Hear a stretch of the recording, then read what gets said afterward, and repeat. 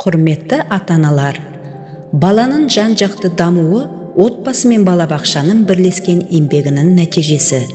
Әр бала мейірімге, қолдауға, түсіністікке мұқтаж. Сондықтан бала тәрбиесінде бірлесе әрекет ету өте маңызды. Баланың дамуына қалай үлес қоса аламыз? Баламызбен көбірек сөйлесіңіз.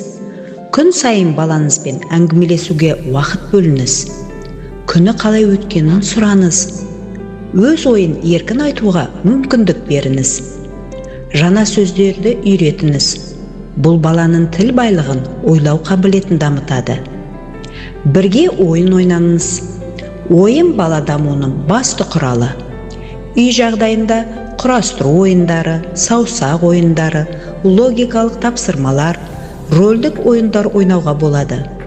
Ойын арқылы бала қиялын, зейінін, есте сақтау қабілетін дамытады. Кітап оқуға қызықтырыңыз.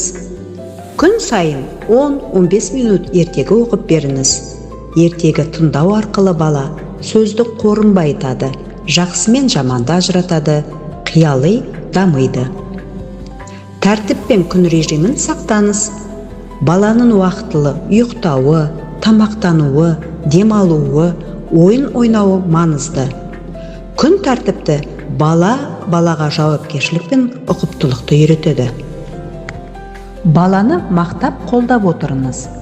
Баланың әр жетістігін байқап, жылы сөз айту, қолдау көрсету, сенім білдіру өте маңызды.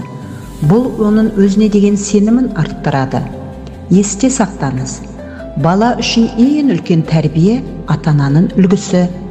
Мейірім мен қамқорлыққа толы ортада өскен бала бақытты әрі білімді болып өседі. Бала тәрбиесі баршамызға ортақ жауапкершілік. Баланың дамуына бірге үлес қосайық. Әр бала болашақ, оның жан-жақты дамуы тәрбиеші мен ата-ананың бірлескен еңбегі. Балабақшада балалардың ойлау қабілеті ойын және тәжірибе арқылы дамиды. Тіл дамыту жұмыстары арқылы бала өз ойын еркін жеткізуді үйренеді. Шығармашылық әрекет баланың қиялын дамытады.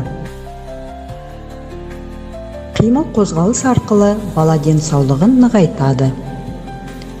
Балалар бір-бірімен қарым-қатынас жасап, достыққа үйренеді. Бала дамуы тек балабақшамен шектелмейді. Үйде де ата-ананың қолдауы өте маңызды.